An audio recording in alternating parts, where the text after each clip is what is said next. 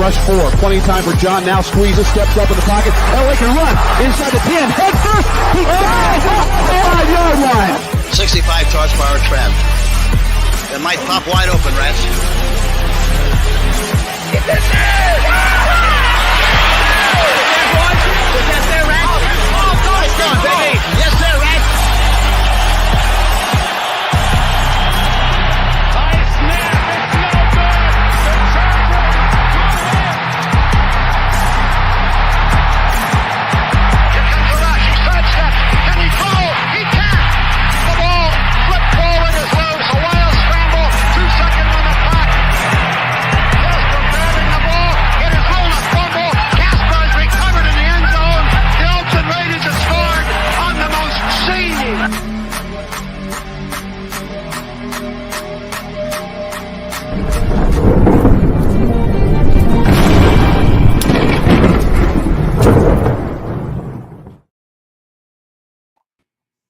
Hello and happy Wednesday and welcome to the Wild Wild West podcast. My name is Richie Richey of the MHRT Network. To my left, there we go, is Coach from the Locked On Defense podcast. Coach, how are you doing today? Doing good, sir. We'll get that pointing right one of these days. Like, you know, I'm just going to do this from now on and pull kind of like the Alice in Wonderland, and one of them will be correct, right? There you go. And then we have Alex here. That's right. No. With regards to from the Arrowhead Addict group. How are things going? Things are going good, Rich. I got to say, though, you know, as far as the point, that's why I like being on the bottom, because I usually just got to do that. There you go. Right, you know, so.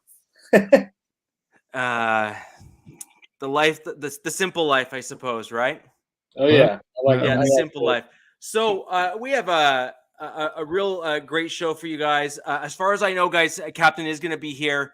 The real challenge is just there's random traffic on the way home that everyone is familiar with, and he'll be with us shortly as far as we're aware. So don't worry, your favorite salty pirate will be here shortly. Repping Steve the Pirate will be here. Yeah, your favorite pirate, right? There's a guy on our team named Steve the Pirate. Scurvy. So we have some really interesting stuff to talk about. Coach, I feel that there's been Alex, probably with you, there's been the most Chiefs news, I think, by a thin margin between you and the Chargers this week. Maybe we'll kick off with you and kind of start with the preseason, and then you've definitely had your share of combination of injuries and some other team news and stuff like that, just with regards to, ebbs and flows. So let's start with your second preseason game. How did it go? Yeah, well, first and foremost, maybe this is what you're getting at with some of the news, but I want to say, rest in peace to Lynn Dawson, who passed away. Yeah. Yes, indeed. Chiefs legend, guys like the epitome of Chiefs football, next to Mahomes, really. And it just, sucks that it's part of life, but what I saw, he at least went out peacefully and was with his family. So you can't ask for much more at that point of life. Now on to better things. Week 2 of the preseason, we had the Chiefs play the Commanders or football team or whatever they're going by, whatever they decide to identify as in a week. And I saw them winning 24-14. Pretty solid showing across the board. Washington's not that good of a football team, so I kind of anticipated it to be a pretty good showing across the board, just because their ones aren't really that good, regardless. But you saw a lot of the younger guys that you really took another step forward in terms of how they read the field and reacted and fit into the scheme. So you could really tell that, a lot of these younger guys have really picked up the pace and everything seems to be gelling the right time and in the right direction for, things to be successful come week 1. Obviously the main thing I focus on is the starters and where the rookies that we anticipate to be starters are how they're looking. Really can't have any complaints about the first team offense. I think they've played a grand total of 3 quarters mixed in of like Bouchel or Haney or some other pieces. But when the first team's out there in the 3 drives they've had, you see pretty much perfect passing and a touchdown. And I mean, Mahomes on the preseason is 18 for 26 with 3 touchdowns, and that's in the only 3 drives he's played. So things are looking pretty good from the worries of how the offense would look losing Tyreek Hill. Granted, it is the preseason, but you got to kind of take that for a good sign of things to come when things get more creative and the playbook open up, more into the regular season. As far as defense, kind of the same story with the first teamers. You've seen the first team unit when it's out there, not give up any points in every drive that the projected starters are out there. You see that drive ending in a punt. Our Furious George, as people are calling him now, no longer the Greek Freak. I tried to get that to go, but someone else in Milwaukee, I guess, has a claim on that one. But George Karlaftis is just, every week kind of he's kind of who I had in mind, talking about the younger guys taking the next step, and you can just tell that he's really working on the edge pressure and setting the edge, and he just plays with a high motor, and everything's kind of coming around for him. As you can see, he had a sack of Wentz in the second quarter, which that goes to show you how good Washington is. They were playing Carson Wentz into halftime. Sir, he needs. Well, yeah, I'm kind of the opinion that the less exposure you give Wentz to the field, then the less likely he is to mess something up. But that's a different topic. But he had a great sack on Wentz. That was like very much a high motor play. He was out of the play for the most part, and just kept going and ended up getting a sack. And like I said, there's just a lot of good things meshing at the right time. For the start of the season, and be interesting to see how many of the starters play here in week 3. But things are looking pretty good at this point. Oh, hey, Captain. Now I'm concerned. Yeah, what is this? The screen that I'm seeing now is indicative of a phone. You on TikTok? The last time we had you on a phone. Oh Lord. Oh Lord. A red button was pressed. Yikes. And I know we're putting that on the rear view. Right at it. I mean, look at him. He has the power, and he knows it. Don't do it. Just don't do it. I'm going to try not to I'm not going to try to hit that. In fact, what I'm waiting on is my computer here to open the frick up so I can actually go to a real studio. Okay. So if I can get, and it's slow as whatever. And, okay, no, that's not what I want. And I'm not pushing any buttons. Okay. So it's like Gruden Guardians of the Galaxy 2. Button. No, I'm trying to push the I don't need this. Let's see if rubber on it happening here. I don't know. Okay. I'm getting hey, don't piss me off. Okay. Whoa, do not man. piss me off. I'm trying to do. Okay, I'm entering studio. So, Alex, I have a suggestion for you. I think the Euro Yanimal might be a good one. The Euro Yanimal. Yeah, I mean, I think that's at least creative enough. It certainly won't be taken by anyone else, so at least that's one option. That's true. Very suggestive. Yeah. Okay, I'm trying to. Wait, hold on. Let's do it. Close the entire web browser on your phone. Now, how about we remove it and bring him back that way? So we got to worry about him doing it. Yeah. There we go. We got. I already took care of it. Don't worry about it. You kicked me out? Okay, good. Yeah. There we go. Fire off your phone. Just Turn it off. power off the phone. down. I'm turning off the phone. Okay. There we go. Okay. Put it so in the phone glass is off. case out of the Yeah. Okay, I can't hear you though. Hang on. You there? Yeah, we're No. here. Okay. Well, So- I can hear you. That's fine. Hi. Hi.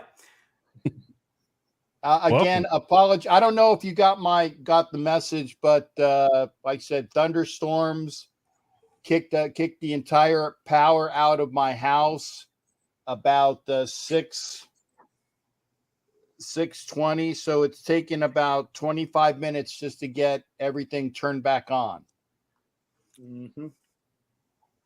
All right now. So let's spin things back up before we get too far down in the KC game, because Alex, I had a couple questions for you just about that game and whatnot.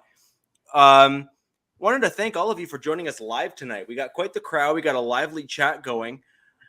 Just wanted to thank a lot of the same crowd that comes in here. We got the Whiz Kid today. So for those of you who know, Landon Clark is Broncos wizard, or you may know him as Mundungus Creevy. That is his son, his eldest, who is here. And so, Landon, thank you for joining us. We have Tito, we have Lafayette, Sinister Rain 89, 6'10" Mexican. Captain, you likely remember him from Broncos Talk. We have Carlos, Gerald, DZ, and Edward. Edward, I recognize you from Captain Jack's show. Thank you very much for joining us. Matt Marovich, thank you very much for joining us. And we also had Robert Perna. And see if there's anyone else that I remember from the chat. Buddha, thank you. That's awesome. So we got a great crowd today. And for those of you who are on Twitter, I'm just going to go ahead and put a quick banner up. If you are watching us on Twitter, thank you. We appreciate it. But if you want your comments to be pulled up, or you want us to be able to see them at all, Twitter has actually taken the ability for us to pull those into the chat. And so if you can come over to YouTube or Facebook on either of our channels, we greatly appreciate it. And then go ahead and fire your questions and comments in there so we can go ahead and get you involved in the show. So anyways, now that we've gotten all of those niceties and the PSAs out of the way in terms of all the social media stuff. One other thing, ladies and gentlemen that are joining the show, the Wild Wild West is now on Twitter. We have our own branded Twitter handle.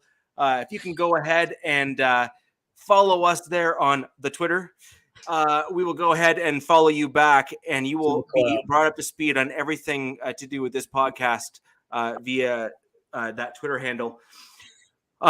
So, Alex, I thought it was really interesting how you guys are continuously playing your starters just in general. So my questions and comments aren't really about this last game per se. It's more just how the philosophy is clearly different than at least the Broncos this year and several other teams, including, say, like the Rams and some others. I mean, you're playing Patrick Mahomes for a handful of series, or at least one series so far in each of the games. What are your thoughts on that? And out of Kansas City, have any of the starters pushed back on that approach? Yeah, so it was actually interesting you asked that, because before the show, I was asking Coach, I was like, are the Chargers just not going to play Herbert, or what's going on? Because, it's like the polar opposite of how KC's doing it. I think it's more it more has to do with the sort of turnover or change of scheme to some degree. Especially I understand why Mahomes is out there, because there's kind of a big change in the passing game with a lot of new faces. So it kind of makes sense to sort of work out the kinks in a dress up type setting, rehearsal thing before the regular season. So I kind of understand why they're doing it. And kind of the same with the defense. They lost a lot of people. I mean, secondary alone, they lost almost every starter outside of Snead. Sort of the same with the linebacking core. So it kind of makes sense that they are, playing the guys that are projected or anticipated to be heavy contributors a little further into preseason games than, say, the Chargers or some other teams that, have, I guess, more stability. You say like the Broncos aren't playing their starters as much, or it doesn't seem that way. Or at all. And I kind of find that, a little bit odd, just kind of with the sort of the same approach. I mean, you got a whole new QB and new system and a new coach. I would think that they would want to, get some live rehearsal settings in a preseason game with those guys and see how some stuff meshes up before you get into when they actually matter. Game with those guys and see. And then, as far as the pushback, I haven't seen really anything out there in terms of people overly complaining about, at least players about complaining about being out there for so long or longer than they think they should be. And I think that's just kind of the indicative of the locker room and those guys that like Andy Reid. I'm sure there's some dudes that don't want to be out there, but they're that is true. I mean, the injuries are definitely a concern. And I talked about it last week. I did the first throw or second throw Mahomes took. He took a pretty big hit, and it could have been bad. And he even commented about it after the game. But I think the Chiefs are doing it, like I said, because they had such a large turnover. Passing in the passing attack and just sort of in the defense as a whole. It makes sense to me that they would do that and have them go a little longer than normal, just to see how that meshes up. Now, do you think that might also be?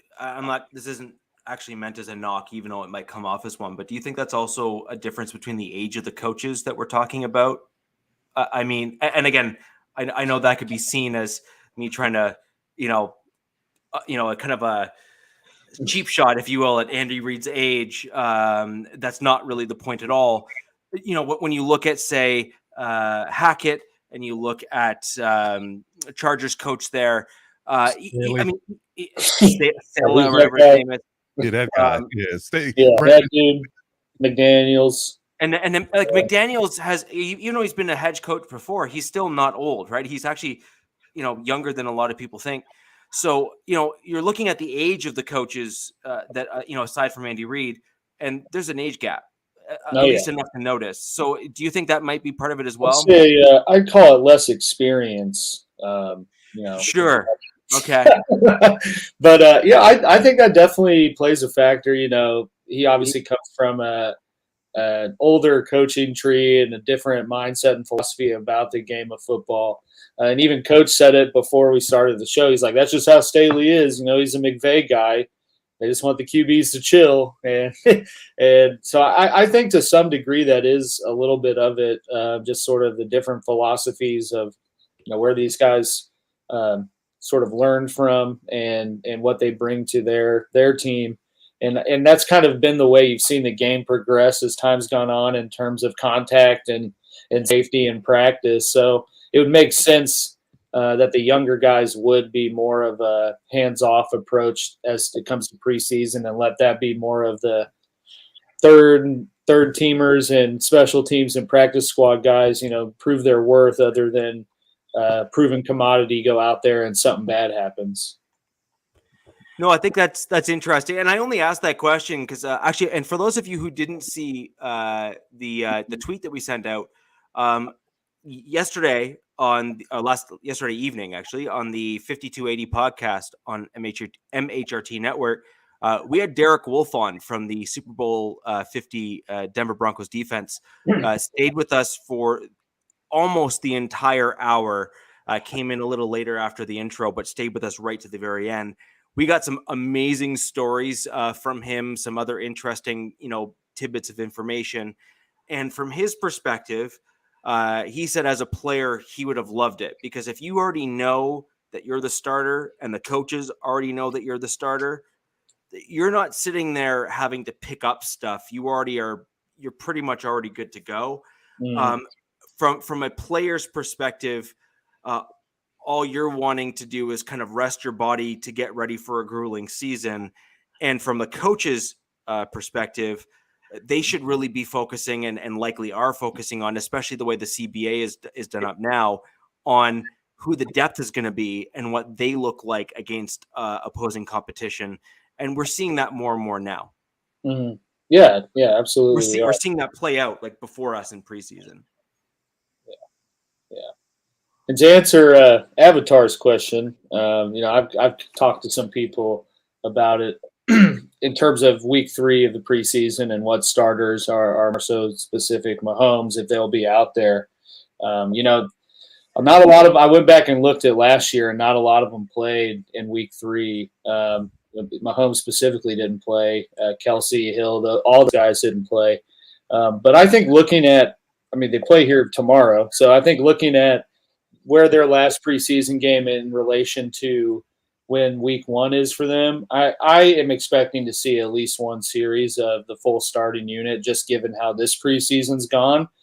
Because really, if they don't play, then you're looking at 2 weeks out from when they play the Cardinals in week 1. That's a lot of time, but at the same time, it's like you said, the starters obviously know they're good, they're ready to go. So maybe 3 drives and 2 preseason games is enough. But I think just given how it's gone to this point, I expect to see at least one series with the starters and Mahomes. Interesting. So that's fast. I want to jump over to you, Coach, just because of the situation that's going on there with the Chargers in terms of some of the news that came out today with the surgery for JC, and then also just overall some of the injuries you guys had both from the game and just kind of over the course of the week and how you guys did, tying that into the preseason game. Well, first and foremost, our game, it was horrible. Let's just keep it real up. Let's just be honest with you. That's we had a stinker. I mean, just to be honest. I mean, everyone did. Especially from a special team perspective, it was pretty bad. It was pretty bad. So I think it's 50% because the Broncos, they had a rough one. We had a rough one, but the Raiders and the Chiefs, I thought they did pretty well. I mean, the Raiders won by a point. That's still a win. Crap. Way better than we did. So yeah, I get them later. Just get them later. I will in a minute. Your ass is grass, and I'm the lawnmower. How you got out of the cage, man? Said it without swearing either. No, you didn't, but that's okay. I called him a piece of crap. And I said bull crap. He says swears so much you only realize he swears. That's just funny. I said bull crap. I said bull crap, and the lawnmower piece of crap. Where was We'll have to go look at the transcript. That's the clip for this week. That's the short for this week. Yeah.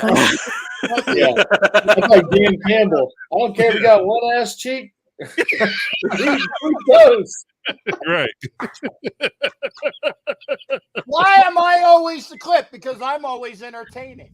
Well, dare I say, for this week, Captain, you are the butt of the joke. Right. You're very marketable. Pun intended. So back to my rant. Now we're going to talk butt of the jokes. I'm going to say no.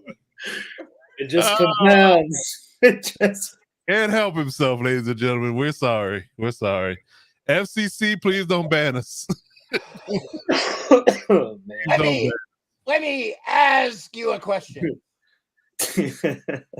I was waiting for the Ace Ventura. Because it was apropos given the moment.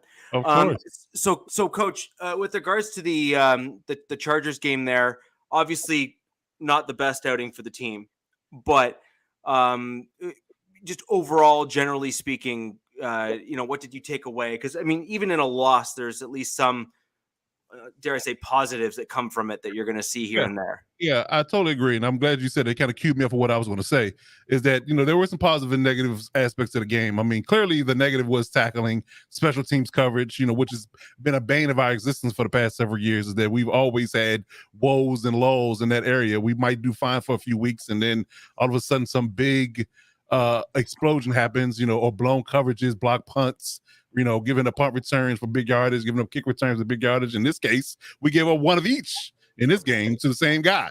So I would say for sure. I'd say arguably Chargers are in mid-season form then, right? Yeah, here you go. Here you go.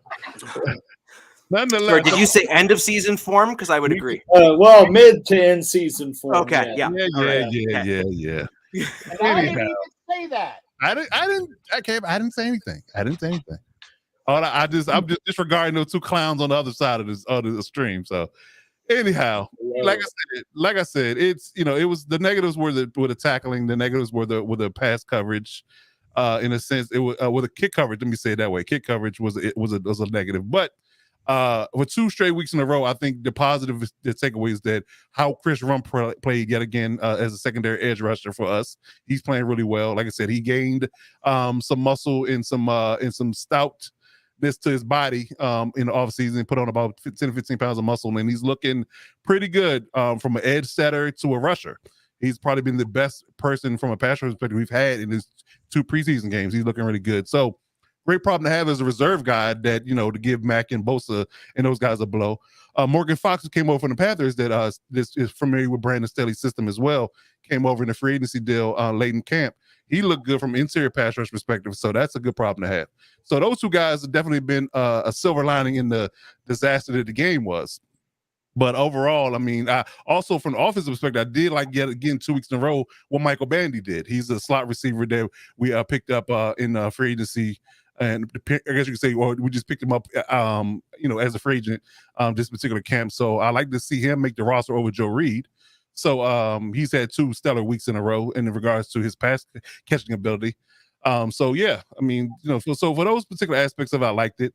The interior O-line looked pretty solid. The tackles, Storm Norton and those guys, he look a little shaky in certain spots, but again, they won't be the day one starters. So it's not something to, crowd will spill milk in a sense. So overall, like I said, I think that we came out of the game, in its entirety without any big time injuries to reserves. But to answer your question about JC, his injury was actually non-contact related in a sense because it's some type of defect he had from birth. He has a condition where when he flexes his foot, it based on what a tweet I saw from the doctor, actually, ironically, the doctor tweeted out what the issue was, is that he, for some reason, when he flexes his foot, extra piece of bone shoots into the middle of his foot. So he had to get that cleaned up. So I guess he aggravated it during camp and it flared up. So they were trying to figure out what to do with it. And ultimately it landed on him having surgery. So he'll be out. And according to what Brandon Staley said, as soon as the wound heals, he'll be back out there. So it's really a cosmetic thing, a cleanup thing. So it's not a situation where he needs rehab and things of that nature. He just needs healing time. So it could be 2 to 4 week time frame for him to be out. So, we can breathe a sigh of relief, Chargers fans, because Chargers Twitter was freaking out when they realized that JC that almost smells like a bone spur or something along those lines. Yeah, but they didn't call it that though. They said it's a defect he has. No, I said it sounds like it. Like it, when you I've broken my leg twice in the same spot, and so where the ball of my joint is, I basically all been told that when I get probably 10 years older than what I am at now, I'll have to go for what you hear for all these football guys saying cleanup surgery. Right. What effectively they're doing is they scrape away kind of the callus that builds around the outer part of where you broke whatever you broke. And then you smooth that back out so that you don't, you're basically not in pain anymore. Gotcha. And it's from what I saw, from what you're saying there, that sounds an awful lot like something very similar to that, where he has an extra piece of kind of bone that either grows off of one of the bones in his foot or some variation of it. And he's got to kind of get that ground down or cleaned up. And you're absolutely right. I mean, it's basically a 2 or 3 week healing process if that's what it is. Right. Wouldn't that be something that would be like noted or addressed on a physical, beforehand when they do all these trades and signings? For sure. For sure. So it's definitely, I feel like something every team's known about, right? I mean, oh yeah.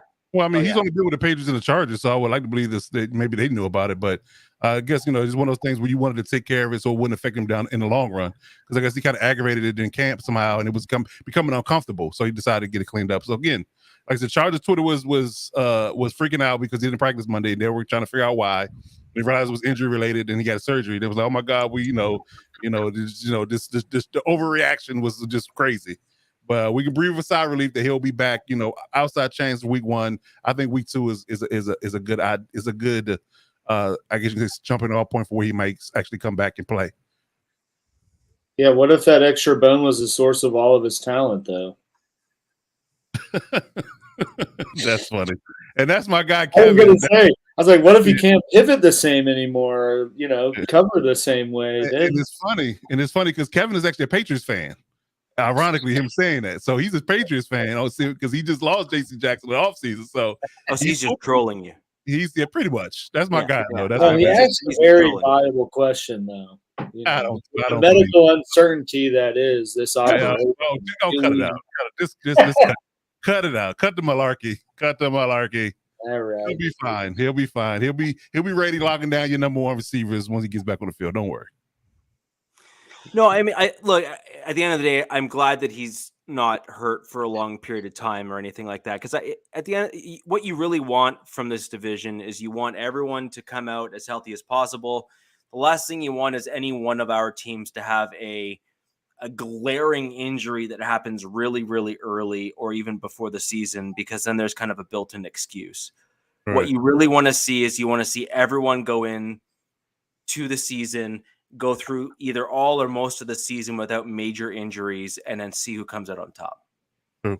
And that's a great point, Rich. And I think that, again, what Chargers fans should be happy about, or I guess you can say take solace in, is that the history in the last 5 to 7 years, especially when the teams had good potential going into camp, we've come out with disastrous results when it comes to injuries.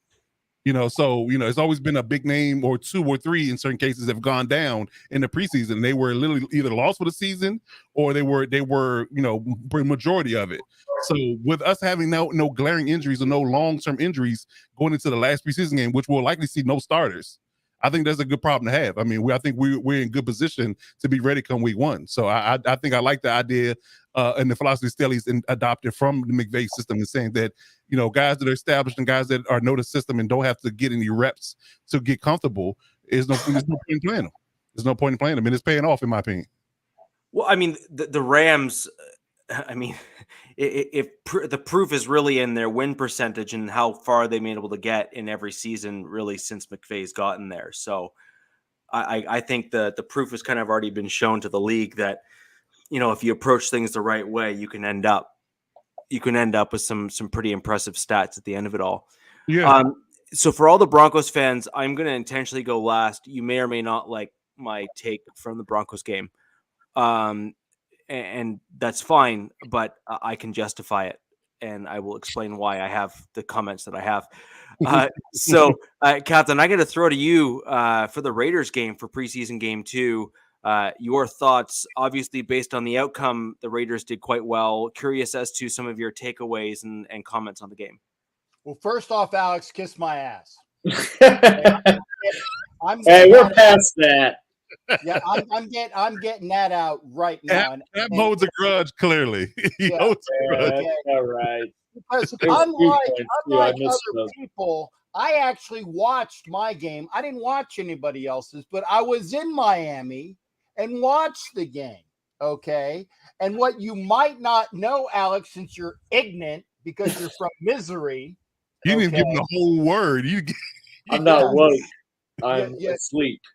Yeah, well, ignorant and you are woke or whatever. Anyway, point is that the officials screwed up a touchdown play, and they know they screwed up, but they couldn't do anything about it. It was at the end of the first half on what was a hellacious hit by one of the guys that I think is going to make the roster. I got his name over here somewhere. The Dolphin caught the ball, made 2 steps, and the proverbial football move, and got lit the F up. Ball came out, and the guy who popped him also went over him and grabbed the ball and was running for a touchdown. Would have been a touchdown, and the officials blew the play dead. They said it was an incomplete pass. And I'm there, and I'm screaming at them. I'm like, incomplete my ass. That is a fumble. And, of course, when they show it on the big screen and when the officials powwow, they said, oh, yeah, it was a fumble, and the Raiders take over at the spot where they had the ball. But unfortunately, they don't get the point because the officials blew the play dead. And the officials, again, screwed the Raiders out of 6 points. Yeah, I'm not going to say 7 because you can't assume the extra point. So you're FU on they only won by 2, by the way. It was 15. Yeah, I said I misspoke. It was 2 points. My bad. Yeah, but no, it was really a touchdown win. So cram it up your arse sideways. Okay. Sideways, though. Jesus. That's aggressive. Graphic. Second point. The Raiders' second team was playing against the Miami first team minus Hilden play. That's like the same. That matches up pretty. Yeah. Fuck you. Hilden play, but Gesicki played and a bunch of their other receivers played, and they whooped the Miami first teamers. The Raiders second teamers whooped the Miami's first teamers. The Raiders pretty much second team offense because again none of their real stalwart players. And their offensive line has not been – the only time they played their starting offensive line was this week in the scrimmages against the Patriots, okay? And they from all accounts, they were whooping up on the Patriots in the two days of scrimmages. That was the first time that you will see the Raiders starting offensive line the entire preseason. That was this week in scrimmages. But anyway, the Raiders' second-team defense up against the Miami first-team defense held Tua basically to nothing. Hit their first drive, they got nothing. The second drive, they got a field goal. Then sewer water, which is what my buddy calls Bridgewater. He calls them sewer water. Sewer water came in here, and they got 3 points from sewer water. And it was their third team with some kid that looked really fantastic in the preseason. It took them up until the midway point of the fourth quarter to score a touchdown. So when you look at it that way, I was very happy with, the Raiders went and scored on their first offensive series, went right down the field with 7. They got a defensive safety against Bridgewater, so that was 2. They got a field goal and then another field goal. So they actually were quite they won statistically for the most part, and then then the other stats were thrown out with the other third teamers, but they had a touchdown taken off the board. So again, for somebody who actually watched the game, Mr. Alex, the Raiders handily won. Handily won. Yeah, I saw that too, you bastard. So there you go. So wow, covering the gamut today, aren't we? So, I think it was again. I actually thought that the Raiders have kind of showed some interesting things during preseason. A mix of pretty good, and there's a few things obviously where you're saying, ooh, and I'm not going to say that we're walking away with everything. I'm not. The offensive line is still an issue. Yep. But Leatherwood, it will be lucky to be a backup this year. And there was actually talk of what the Raiders' options are with him. Are they going to give up on him immediately? He is definitely not a tackle. We've seen that. He's horrible at tackle. The actions are they going to put him in and make him a guard the full time? I think that's probably their best option. Or if he comes in on a jumbo package, that's fine as well. But there's talk of trading him, cutting him. We don't even know, and that's unfortunate because the kid has a lot of potential, and just has not shown it. Not shown it. Yeah. No, so I mean, this is preseason. This is where you're meant to test things and try different variations, like the offensive line, where you want to start mixing in guys where you can see who they look good beside, styles of play, et cetera, right? Yeah. And actually like I said, up until the 2 practices with the Patriots, the Raiders have played a mix and match along the offensive line with everybody playing. I don't say everybody, but Parham played left guard and center and right guard. And actually for the Patriots, he is the starting left guard as of right now, which is good. And I knew that he was going to be pushing Simpson, and he was the starting left guard. Illuminor, who I said for a couple weeks now would be the right tackle, he is the right tackle. And Mumford, the rookie out of Ohio State, would be pushing for time, except that he's been injured. So him and Parker have been injured. And if we ever go through the final 53, I'll actually kind of I actually did my final 53 as well for that. But it's going to be a crapshoot on what I think. But I think I got it pretty close. But like I said, the Raiders have not been juggernauts by any stretch. They've gotten capital. They traded Nick Mullen to the Vikings and got a pick out of him. They traded, like I said, Gillespie, the safety, to the Vikings, and got a conditional pick out of him. So we're getting even more capital with players that we don't even have playing for us anymore. So that's the way it is. And I don't know about what you guys are doing, but that's a positive thing, because it was always the Raiders would, and we still might do this, scour the boards when if Sonny releases a right tackle of good repute in the final cuts, that might be the guy we pick up. But I think that other than that occurring, we're going to go with what we got. And with the one final mention of the fact is the Raiders cut Drake, which is a waste of $8 million, 4 and 4 this year and next year. And that's unfortunate. But again, this regime is showing they don't care where you were drafted. They don't care what your cap hits are. You're either going to play or you're not. And if you're not going to be a player for them, you're going to go. I like that. All right. Nice. So I'm going to get into the Broncos game, and let's just say it was less than pretty. So I was disappointed with a few things. Is that I've kind of felt that the Broncos haven't done some of the things that I would have liked to have seen in preseason, specifically with regards to the offensive line. First off, we haven't played any of the projected starters, which is, I suppose, okay.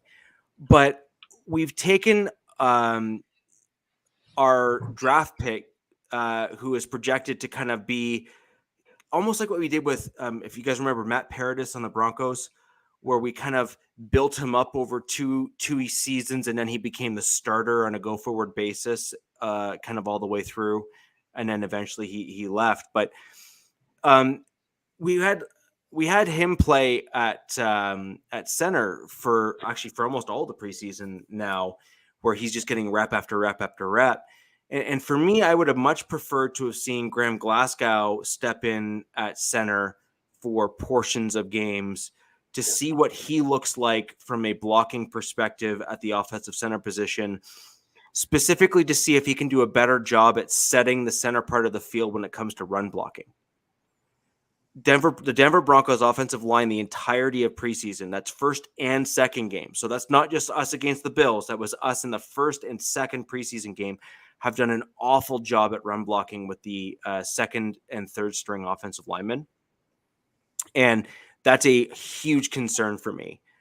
If any one of our starters were to go down, then those second and third stringers, whichever one ends up making, whichever one of them makes the roster, would have to step in. So those are the guys that you're going to need to rely on to then make those plays. And what we've seen thus far from preseason is that as a collective unit, at least, they have been unable to appropriately run block to open any form of holes. And I think that that's a real issue, because the Denver Broncos, one of our bread and butter elements of our game last year, I mean, the passing game wasn't great, but our run game was great. It was phenomenal. Like, it was within the upper tier of the NFL. I mean, we almost had two of our running backs go for 1,000 yards apiece, and that's pretty darn impressive, right? So it's almost like one of those things where you're, bug-eyed a little bit when you see what we're seeing now on the field, and it's super concerning for me.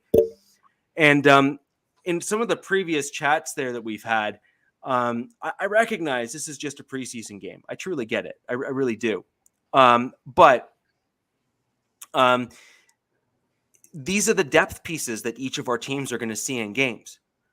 And I think as fans and as fanalists, as we're kind of doing this type of stuff, we all need to kind of open our eyes a little bit and be a little bit more critical and perhaps a little bit more objective of what we're seeing on the field, because we're one injury away from seeing any of those Broncos that we saw on the field on against the Bills from having to start. So is that was that good enough for you as a fan and for me at a number of positions? The short answer is no, and the longer answer is absolutely not. So it's just bad across the board at certain spots. Some of my notes that I came away from the game was also on the defensive side of the ball, which was equally as concerning, because over the course of the offseason and into the practices and preseasons, we keep on hearing from the Denver Broncos about how good the depth is on the defensive line. And when you saw what the Buffalo Bills, and I tell you what, I will give credit where credit's due, and let's put aside the first series or two where the first team offensive linemen were on the field for Buffalo. Let's just kind of put that aside, and let's go 2s versus 2s. Absolutely just got blown out of the water. In fact, you had to wait for the announcers to tell you that the Buffalo Bills changed their offensive line in order to notice, unless you were paying attention. But the results were the exact same. You saw the defensive linemen get spun around. You saw them get pushed out of the way. You saw a lot of the defensive linemen getting boxed out, which is basically where you saw the Buffalo Bills be able to kind of get in behind the D tackle or the nose tackle and then push them over to one side to open up that gap between the guard and the center. And you saw runs right up the gut from the Buffalo Bills where they were running not just into the linebacker, but they were getting past the linebacker before they were being touched. And you cannot have that at the NFL because you'll get absolutely slaughtered in the regular season. I mean, I'm looking at the stats. It's like the lowest run average was Zach Moss with 4.8 per carry. Yeah. It's not good. So, like the stats are basically proving out what I'm saying, right? Like it was just, it was, I don't want to say cringeworthy, but certainly like it was like a horror movie on TV, right? Like watching that kind of stuff play out. The other thing that there was a great comment that came in about from a viewer on Facebook. I wanted to thank you for asking the question. Am I concerned about the inside linebacker depth? And the answer is 100%. When you look at who's played for us, in this preseason, the only non-starter, or the only starter rather, who did not play is Josie Jewell. We saw every other inside linebacker who was slated to start for us at the inside linebacker position play. And to be kind, they did not look good. We saw, and the reason why I'm saying that is pretty simple. As an inside backer, you want them to be there when the runner gets to them, not chasing the runner down to stop them. And we actually saw the latter rather than the former. And if you remember guys like Danny Trevathan and Brandon Marshall from our Super Bowl 50 team, and I mean, name your other inside backers for the Broncos that have been top notch and or should be in the Hall of Fame. You're used to seeing guys that are right there when the running back tries to blast through the line of scrimmage, or even at the line of scrimmage with the defensive lineman blocking those kind of seams that can sometimes form between the linemen and stopping the running back dead right at the line of scrimmage. We were not getting that. And then on top of that, we were also getting high tackles. So I was looking to see if Coach was going to, perk up when I said something like that. But, when you see safeties and linebackers trying to tackle a guy at the shoulders or at the pad level, as opposed to at the waist, I mean, that is, dare I say, 101. Yep. All day. Right. That's football 101, right? Like this is recipe for disaster and injury. Yeah. Like you're done. Like, and Alex, your stat of the worst guy had 4.8. That's your reason. Yeah. Right? It goes, right there. yeah. I mean, and coach, you can probably, just say a thumbs up on that all day, right? If you're going to try and tackle any runner or even wide receiver who's catching the ball and try to tackle them at the shoulder pads, you've got a guaranteed 2-3 extra yards just on them kind of stumbling forward. Yeah, pretty much. I mean, you have what you call a strike zone. Right. And that's from I guess you can say the sternum area to the knee. That's your strike zone. If you don't hit anywhere above or below that, it's going to be a long day. It's going to be a long day. And again, you see more injuries happen that way when you tackle it properly or don't aim for the strike zone. And again, you have to aim for the strike zone and keep your head out of it, in that new tackling system that they've been implementing in the last few years. So outside of that, if you don't do that, you're looking to bust a collarbone, rip a bicep. I mean, there's a multitude of things that can happen improperly there that will cause you a lot of headaches. So, yeah, and so we saw a lot of that from both the safeties and the linebackers that were on the field, whether it be late tackles or high tackles, and that's just a recipe for not stopping the run properly. And then add on to that, or just as a secondary piece, where you get boxed out, you ended up not stopping the run. And I've always been a huge proponent of pressure right up the middle of the field. And I kept on seeing it consistently where the nose tackle or D tackle that was there was getting pushed way back. So you end up with the tackle getting pushed way, way back. And then the defensive ends, while they were getting through to the quarterback, there was such a large gap for a running back to get through because of the D tackle getting pushed 5 or 6 yards back off the line of scrimmage, that the running lanes were always there. And what makes it even worse when that happens with the D tackle or nose tackle is the running back can go either left or right, depending on where the larger gap is for them to run through. And so now there's two options for that back to take, as opposed to just one where you kind of control, you call that like a gap assignment or gap control on the defense. And we just didn't have it. And that's just a huge, huge, huge concern for me. Now, as much as I would love to go on about some of the concerns I saw on the field, I really do want to give credit where credit's due. Aside from Trey Quinn, we saw some phenomenal wide receiver play. Like absolutely phenomenal wide receiver play. And in my opinion, we could see probably a better version of Trinity Benson from our team last year come out and not make the Denver Broncos roster or get traded from the Denver Broncos for a late round draft pick, because I could see another team saying, I would rather trade a late round draft pick for a wide receiver that I've seen play well from you than have them go to another team, because that wide receiver will likely be better than anyone they're going to be able to draft that late in the draft, from next year's draft. So I could totally see like a 6th or a 7th coming our way for even a guy that we're likely going to cut, just because another team would rather guarantee that they get that guy rather than, having him go to some other team that they would prefer they not go to. So I could see that kind of stuff play out. And we'll get into that with the 53-man roster projection. But overall, I had some major concerns with regards to the offensive line and run blocking. Our pass protection was actually quite good. I was actually pretty impressed with that. But our run game was non-existent as a result of the poor blocking, and our run stopping was more concerning, actually, from my perspective. As Alex, you pointed out, with regards to the worst guy at 4.8 yards per carry, which is, that's almost demoralizing for an NFL team. In terms of I injury, am shocked, though. oh, sorry. Where is our weekly Saubert check? Because I know he did some stuff.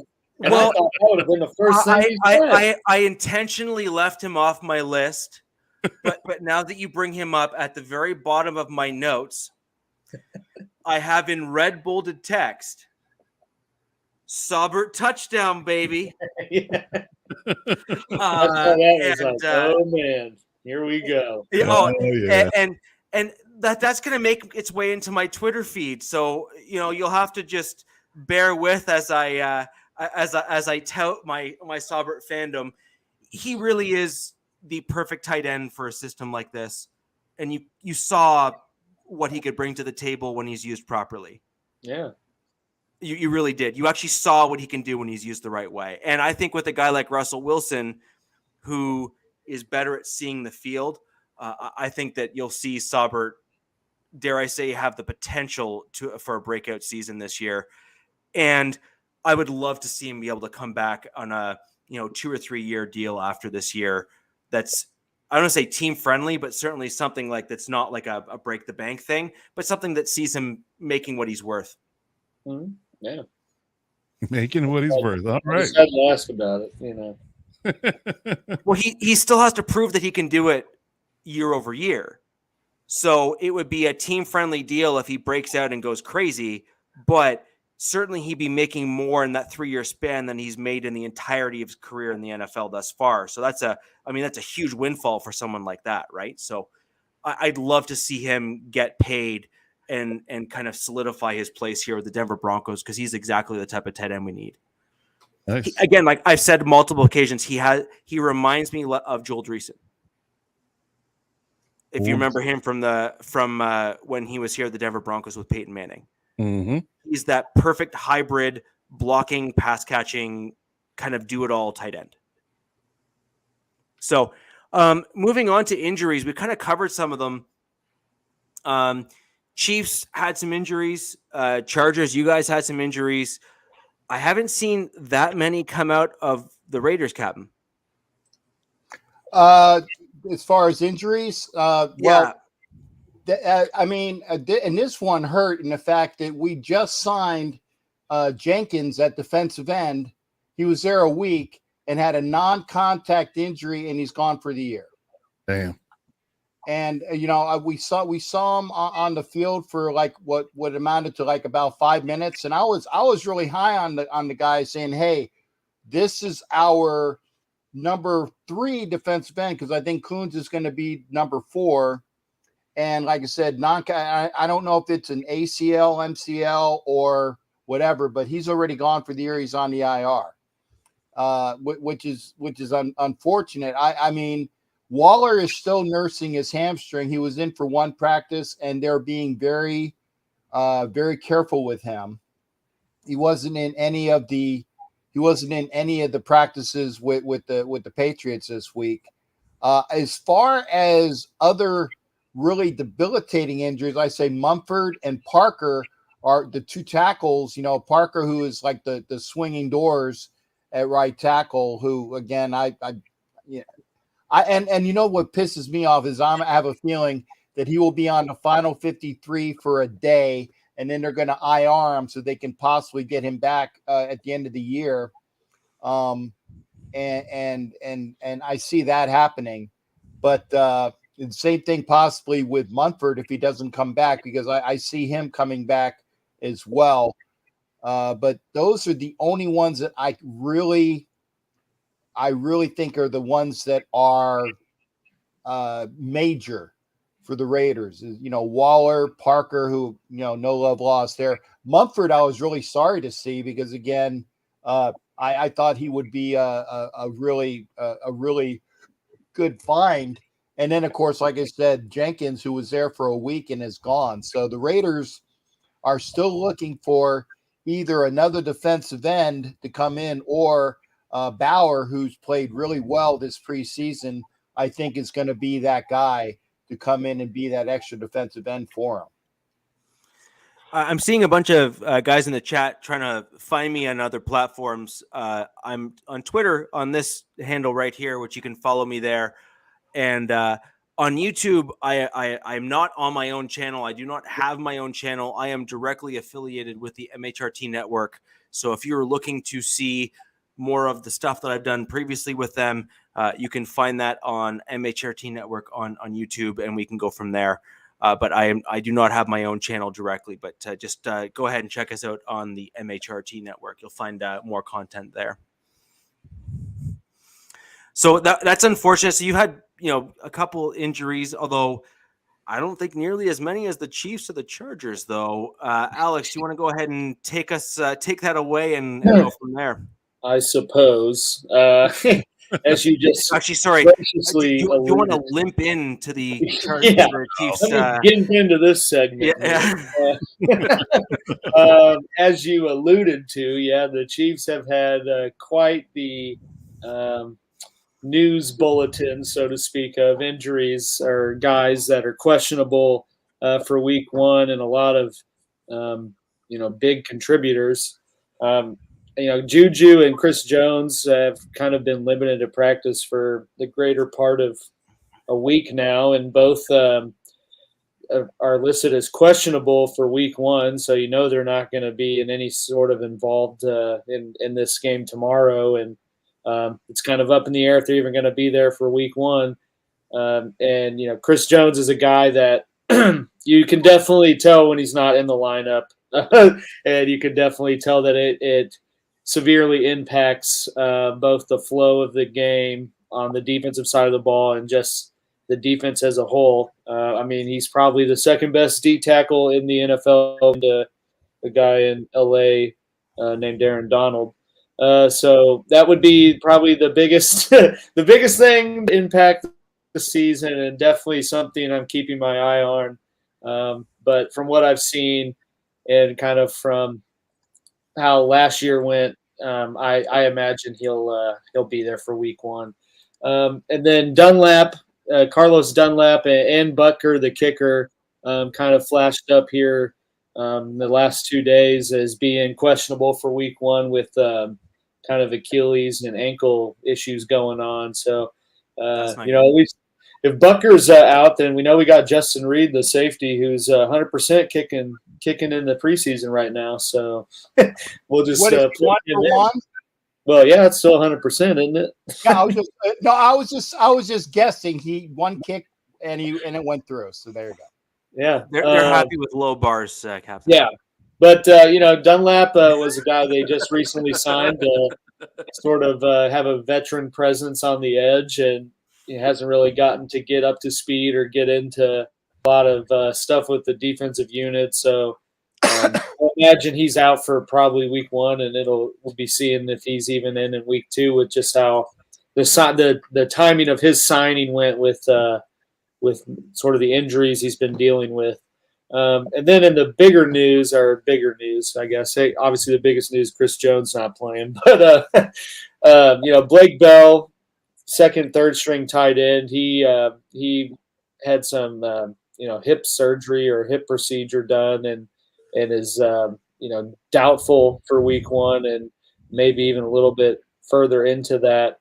But he's always been kind of a low-key contributor for the Chiefs. He left for a year and came back, but they always find some way to get him in and use him a lot in 2 tight end sets. He was actually an old QB at Oklahoma, if you guys remember him. I think he was right after Sam Bradford. Just somehow ended up being a tight end in the league for almost 10 years now. But then in the other injuries or guys designated in a more serious way, you had Niang, who has kind of been the alleged right tackle of the future for 3 years now. And a guy I've talked about to some degree about the right tackle battle, which is the only spot on the Chiefs line that's not solidified really at this point. And they put him on the unable to perform list, so he's out until at least Week 5. So that's just sort of a further step back for a guy who's kind of just had nothing but setbacks in sort of trying to carve out a niche on the starting line. And then Derek Gore, another guy I talked about last week, and as Mike just talked about, he fractured his thumb in the week 2 game against the Commanders, and they put him on the IR, so he's pretty much done for the year. But I think that the Chiefs are going to do kind of what they did with they've done with some players in the past. Gore was kind of a fan favorite from last year. They brought him up from the practice squad after Edwards-Helaire went down, and he had a couple electrifying moments. But I know I talked about him last week about being sort of a disappointment in terms of kind of what he was doing with the ball in week 1 of the preseason, and that he might be on his way out. So I think the Chiefs what they're going to do is kind of reach it's like an injury settlement. They reach with a guy, and then they're able to sign him. Because now they can't designate him for a return to start the year. So he's off the roster, but they can do this injury settlement route, and then they're able to sign him to a futures practice squad contract. And I imagine that's what they're going to do with him, just because that's kind of what they did with him last year. And I think that's a guy they don't want to not have in the locker room or around the team, but he's definitely sort of in a very crowded room on his way out, and they're not going to prioritize keeping him on the roster or bringing him back. So I think that's the way that plays out for him. But that's kind of the overview of the infirmary, if you will, that is the section of the Chiefs locker room that includes these guys. So it's you added an extension is what you're saying. Yeah. You remodeled the meeting rooms to become the extension of the infirmary. You just didn't need them anymore. Yeah, there it is. You just don't have enough players left. But I did see some interesting comments. And Jason, I'm going to pull yours up because that's pretty much the mantra that I grew up with when I was playing rugby, which was the doctors aren't going to do much unless you've actually shattered your thumb or it's completely separated and cracked all the way through. I got 2. These are both from football. That's as straight as they go. Yeah, exactly. So, I mean, most of the time, growing up, at least for me, it was, there's a reason why my fingers fit like this perfectly is because I was told to tape them and play. You're not a Vulcan. No, well, I am maybe, but we were just told to tape them up and play because the doctors wouldn't even do anything. You'd go and you get an x-ray and they say, yes, it's broken. And then you say, okay, peace out. Thanks. And you just go home and you tape your fingers together. You just wait for it to heal. So, I mean, unless his break is so bad that he needs surgery, why even take the time off? Yeah, honestly, I wholeheartedly agree with it. It's like, I think if it was someone like Edwards-Helaire or, someone that's for sure expected to be a contributor throughout the year and a first, second teamer, I think that you see them handle this in a different way, or like not put them on some sort of injury designation and hold the roster spot until they come back. I think because of a guy of Gore's stature who was kind of on his way out and not really carving out a name for himself, so to speak, to stay on the active roster, I think it was probably a internal discussion of, hey, we want to keep you. You're obviously out for a little bit. Why don't we put you on the IR? We'll reach this settlement and sign you to the practice squad. I'm sure that conversation happened before the designation was made, and I would be willing to bet if it was someone named something other than Derek Gore, you would have seen them handle it in a different way. Yeah, no, I get it. Captain, what about you in terms of injuries and whatnot? We covered you. Sorry, Coach. What about you guys on the Chargers? Your list is getting longer now too. Yeah. So it's some tentative holdouts, and a couple of guys hit IR actually. But overall, Isaiah Spittle went down with an ankle. He's questionable for week 1, but it's not a high ankle sprain; it's a normal. So they're just being cautious with him in regards to getting that ankle healthy. Donald Parham has been out for a while. He's had some leg issues. But I think that's more precautionary as well because he was coming off of a gruesome injury and a severe concussion last year. So I think they're just being really careful with him. We did lose Damian Lloyd to IR, and they actually released him through injury designation this couple of days ago. He was a long shot to make the roster anyway from a middle linebacker perspective. So I think that he was, it was just unfortunate that he did get hurt. But he was a long shot to make the roster, so it was just an injury destination release for him. And of course, J.C. Jackson. And to Jack, to answer your question, I think he has an outside chance of playing week 1. It just depends on how quickly his wound heals. Because Brandon Staley said in a press conference today that he said that the moment his wound heals, he's going to be able to go suit up and be back on the field. They just have to wait for the wound to heal from the surgery. So once that happens, then yeah. So it just depends on how long that takes. He said about 2 to 4 weeks. He had the surgery 3 weeks, legit 3 weeks out from the game, the start of the Raiders game. So, I mean, he has an outside shot, but I would definitely believe that if he does not play week 1, week 2 would be the one he comes back for. It sounds an awful lot like when I had the pins out of my leg. So when you have, I don't want to call that minor surgery, but it's basically minor surgery. So the worst thing about a surgery like that is typically not the healing. It's the healing of the actual incision that was made in order to complete the surgery. Mm-hmm. And from what you're telling me and from what I've read, it's basically one of those types of things. Yeah, is the cut has to heal, and as long as he's not bleeding through his sock, he can get on the field. There you go. There you go. So it was a maintenance thing, I think. And it's just a cleanup, as we eloquently put it. Fix some type of issue he had from birth. I don't know, call it a birth defect. It doesn't sound right, but it was something that it was the improper way his foot was. Based upon him, I guess from birth until how he grew into his foot as an adult, it didn't land right. This sounds like a very gross over. So he just had to go clean up something right. Again, what's that? I said this sounds like a very unnecessary over explanation of his injury, though. So maybe he was doing something sketchy off the field. Oh God, just cut it out. Cut it out. Breaking news. Anyway, he'll be listening. You hope he's shady and not ready for week 2. Raiders and Chiefs fans are we're hoping that they'll see J.C. Jackson on the field that week. So, but I think he'll be back in short order. I'm not worried. We'll just attack the rogue bone now that we know about it. Yeah, you do that. You do that. So, the Broncos ones are pretty straightforward. So we had Ojemudia go down. I'm gonna be honest. He's had a really bad preseason so far. So he was not looking great to actually make the roster. In my opinion, Ojemudia was always better suited as a safety for the Broncos. However, we keep on drafting good safeties both in UDFA and in the later rounds of the draft. So it's almost like we're shooting ourselves in the foot by not moving him there and then drafting guys that are just as good or better than him as well. So I do wonder if Ojemudia is going to even be able to make the roster or make the team. So that'll be a really interesting one. But in terms of injuries, we have a lot of people coming back. So Avatar, you asked a great question earlier with regards to an update on Sam Martin. Go ahead and pull that comment up here. The news is right now that Sam Martin is in fact slated to be available for the Vikings game.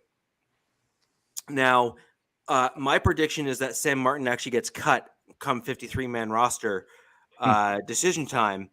But there is, as I've been told and heard, Sam Martin is Brandon McManus's best friend. And McManus is a staple and a lock for the Denver Broncos roster. He is pretty much automatic when it comes to certain field goal distances. And you do not want to upset someone like that on the roster. So it's quite possible that they bite that bullet and keep Sam Martin just as a result of the friend. We'll call it the friend factor. But I do think that I think it's Waitman. I have to just double check the spelling there in the middle of the gentleman's last name. He's looked very good through preseason, certainly looked serviceable and at least as good as Sam Martin. So I think that if there is a roster cut, we could see Martin get cut, but he is in fact looking like he's going to be ready for the Vikings. We also saw the return of Billy Turner, who's our projected starter at right tackle for the Denver Broncos. What? I think I called that when you signed Billy Turner, and you told me I was crazy. No, I didn't think he was going to make it as the starting right tackle.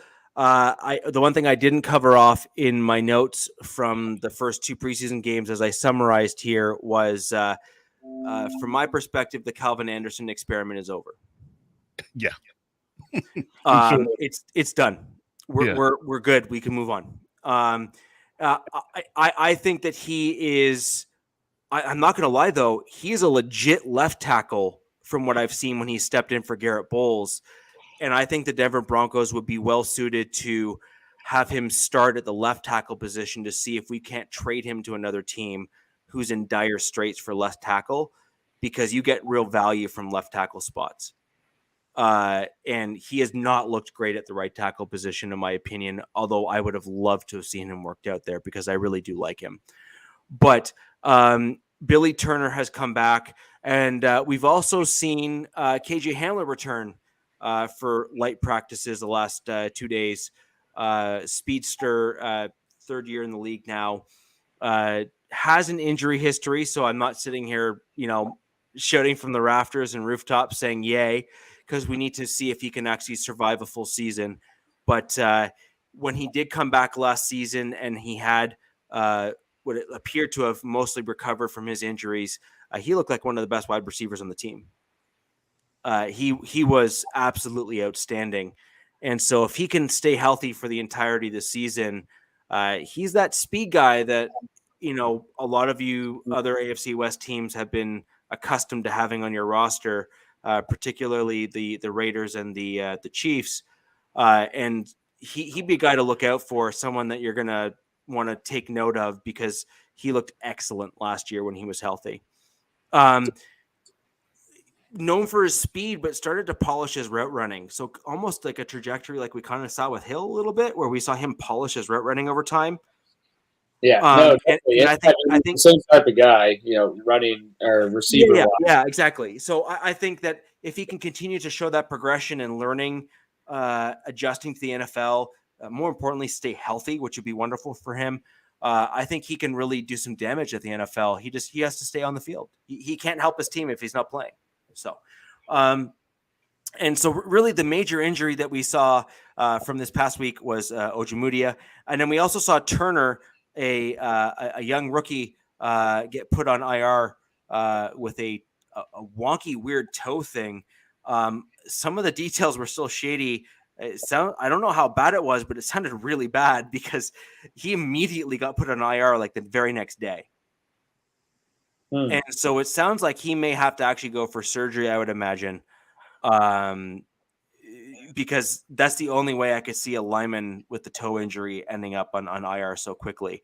And even Hackett in his post-game interview said his toe was messed up.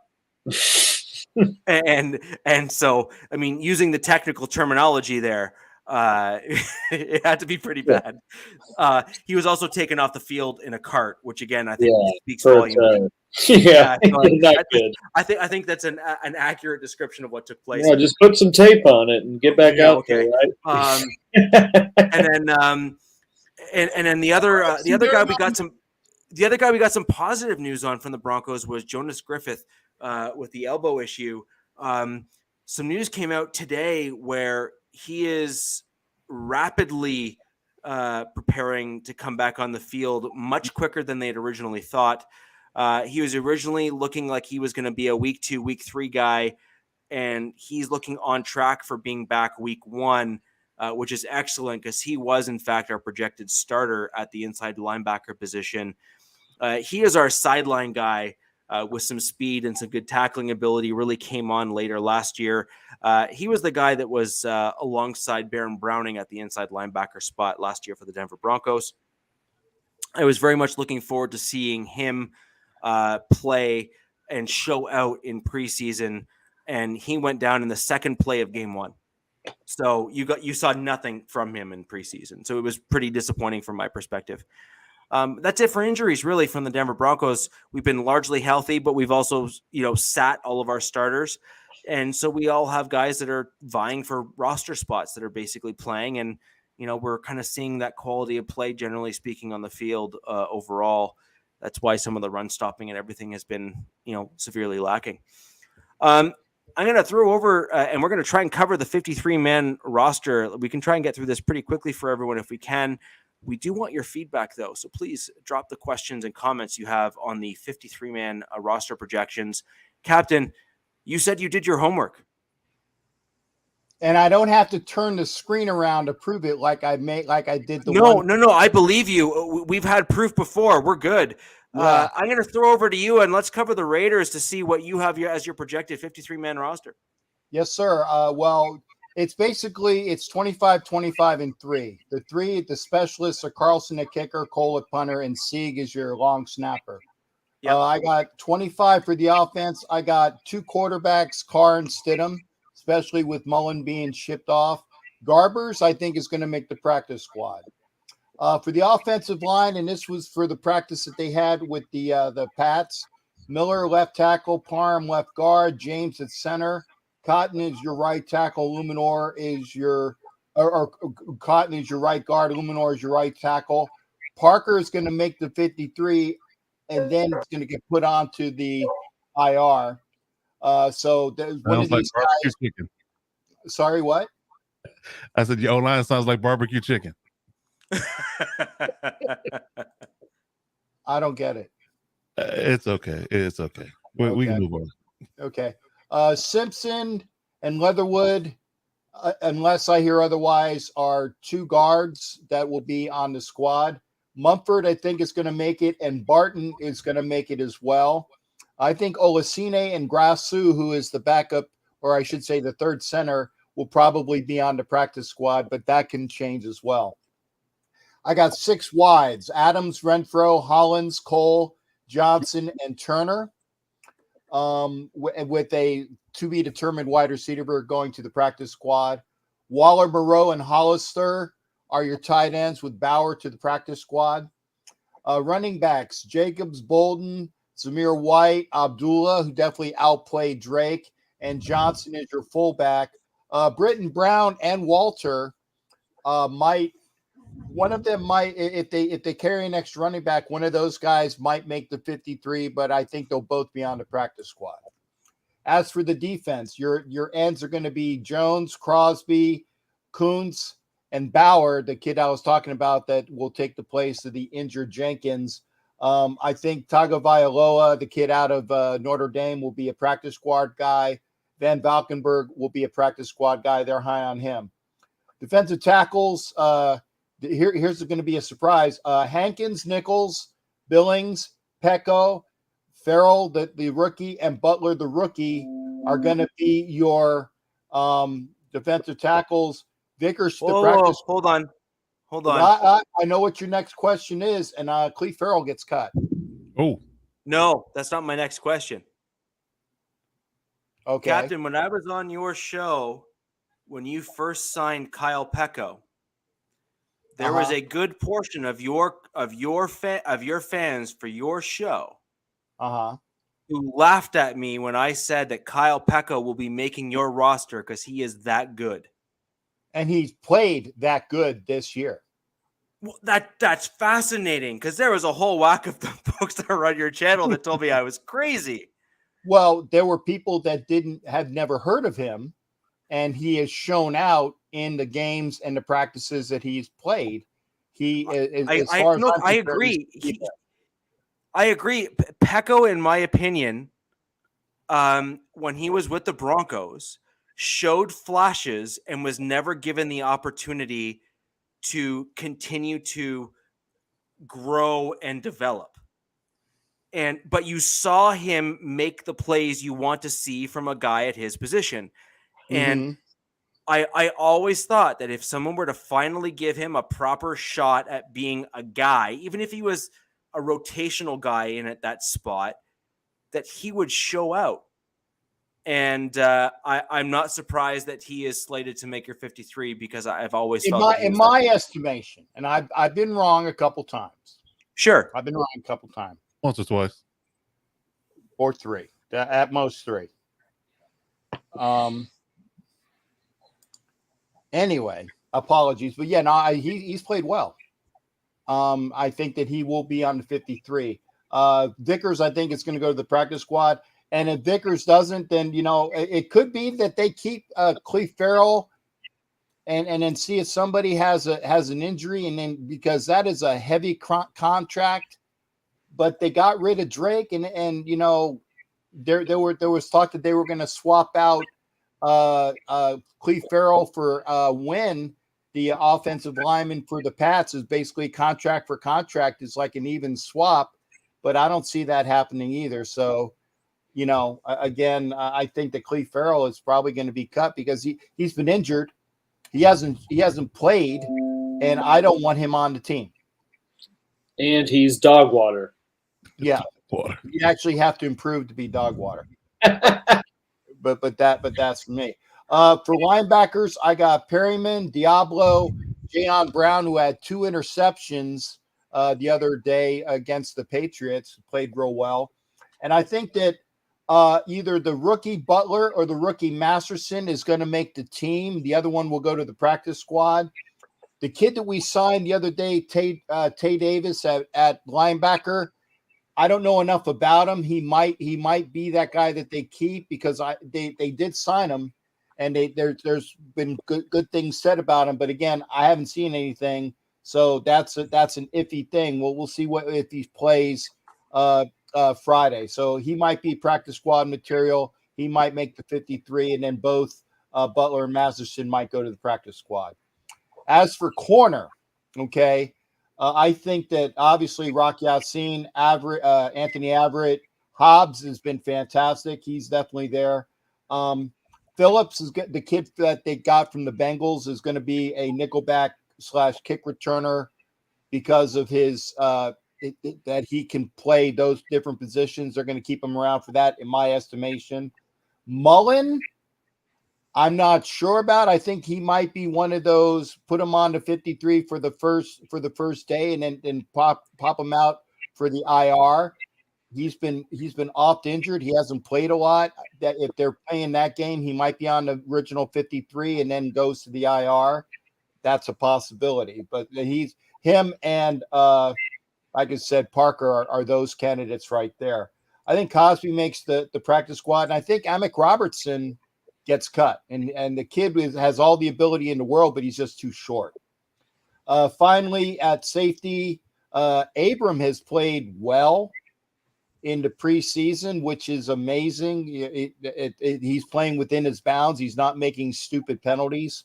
He'll be there. Merrick, Harmon, Teamer, and Farley will be your last of the squad. Cole and Polamalu go to the practice squad. Yes, Sam Webb. Yes, Lafayette. I miss Sam Webb. Sam Webb as your other corner for that was the guy that made that stick and would have been the fumble recovery that the officials didn't get to us. So there's your 53. Very interesting. So you had I would argue that Farrell, I realize that he hasn't played well, but given the fact that he was drafted not long ago, that he was picked high, now that would be a very that would be a very Patriots move to kind of make, right? Where you're not panning out, just go away, right? Like that's a very Patriot style thing to do. Certainly something you wouldn't do a lot when he was with the Raiders. I was going to say it was Al Davis scholarships. If you were a high draft pick, you would stay on that team over people that actually showed worth because he drafted you. And especially if it was an Al pick, which was like a first, or actually definitely anybody in the first round, even if you sucked, that's where Al made his picks. The rest of the guys were 2 through whatever. And if you were an Al pick or an Al protege, or you were the Al speedster, if you ran the fastest 40 in the combine, you were likely going to be a Raider, and that was just way it was. But there are no more Al scholarships being given out, and I like the fact that this organization is going to that realm. All right. Yeah, I'm all for the Al picks. So I'm with Hefe. Well, if we're going to talk about picks that you guys have had that have flamed out, let's go back to your old GM.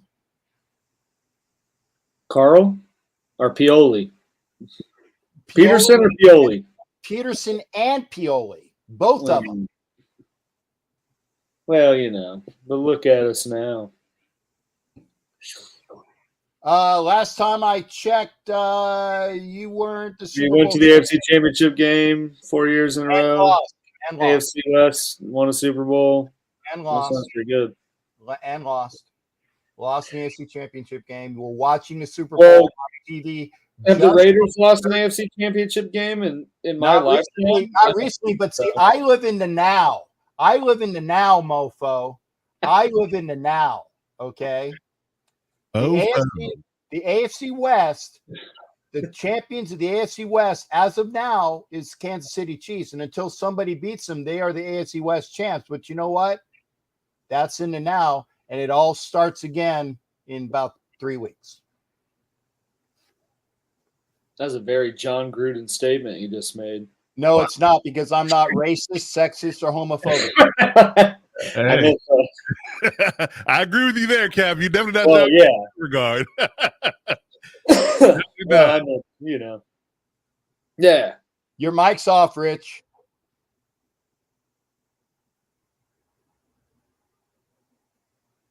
Yep. Yeah. Well, yeah, he's muted.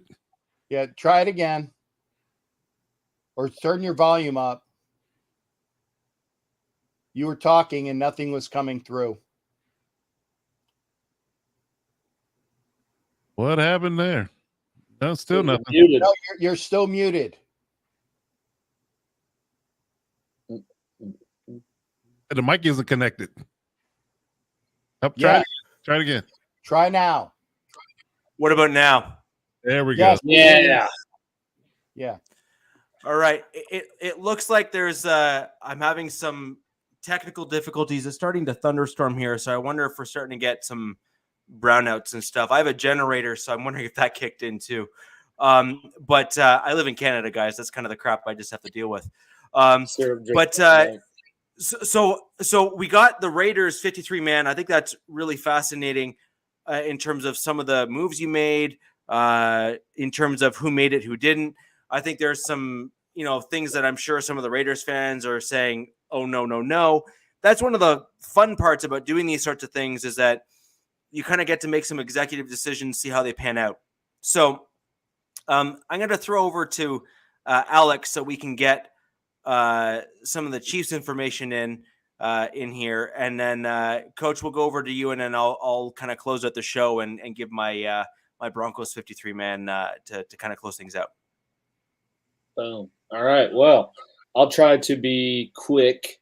I don't have very many surprise cuts, are like big names that any Chiefs fan or NFL fan would be shocked that I'd say they're not making it. Sort of similar layout to Cap, 25 and 3. There's been a lot of talks of if the Chiefs are going to keep 3 QBs or 2, but Andy Reid always keeps 2. So I think you see Henne, and obviously, Mahomes and Henne. Bell's been given plenty of chances to kind of usurp Henne as the second guy, but I don't see that happening. So I try to get it. Huh? The hen dog. The hen dog, dude. He's holding it down. He's kind of like Chase Daniel. Probably made $40 million to throw the ball. Exactly. That's why I started laughing. I said the head dog, just like Chase Daniels.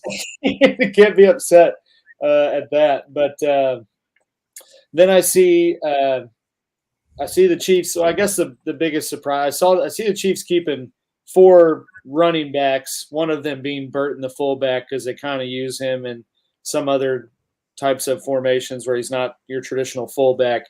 But I see the other 3 being Edwards-Helaire, Jerick McKinnon, and Isaiah Pacheco, the rookie who's kind of come up in the preseason. I think you see Ronald Jones get let go just because he hasn't done much to to show he deserves to be on the roster, and he's not good in the passing game. So, that's kind of the crux of Andy Reid's running backs. And so I don't envision them, finding any reasons to keep him there. And Derek Gore's obviously gone, and there's and then the other guy I've mentioned, Jerrion Ely. They've kind of been using him as both a receiver and a running back. He was a running back in college at Ole Miss, but I don't see him making the roster either. I do think that the Chiefs keep 4 tight ends, kind of keeping the spot open for Blake Bell if he's available at the start of the season or not, but he's going to be on the team. Then you have obviously Kelsey, Noah Gray, and then Jody Fortson, who's really been sort of coming on in the preseason, and he was a wide receiver in college that they've kind of molded into a receiving specialist out of the tight end position. Got both touchdowns last week from Mahomes. So a lot of hype and a lot of excitement with him being in the tight end position and what they can do with him. And then as far as receivers, I see him keeping 6. Hardman, Juju, Scantling, Sky Moore, Justin Watson, who's kind of another guy he picked up from Tampa Bay and has really been coming on strong in the preseason.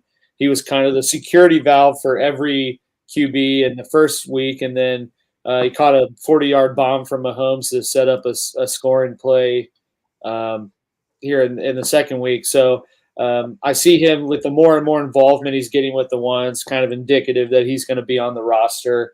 And then Darius Fountain will be on the team. So I see kind of the big shocker release in terms of wide receivers. I don't see Josh Gordon staying on the team. He just hasn't done anything. And while it'd be cool and like a feel-good story to keep him on the roster, he played over 50% of the snaps last week and had 1 catch for 10 yards, and just hasn't been able to do really any of the old Josh Gordon stuff we know him for. So I don't see them finding a way to keep him on the active roster. Well, who's going to get your weed? Wow. Probably the dispensary down the road. It's legal here, so they don't even test for that in the NFL anymore. But then in terms of offensive line, I see him keeping 9.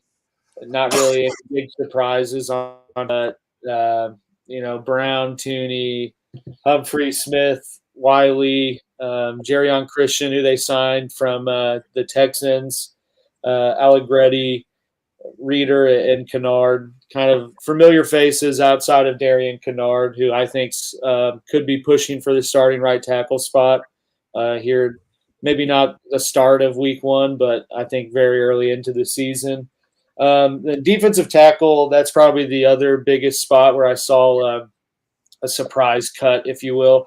I see him keeping 5.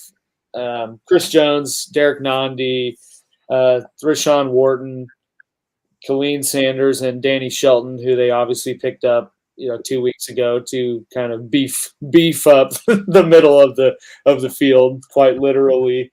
But the odd man out with that is Taylor Stallworth, who's a guy that they picked up from Indianapolis last year and wanted him to sort of be the Danny Shelton. We're signing this guy to beef up our D-line and solidify the middle. But he really hasn't proven to be that type of guy.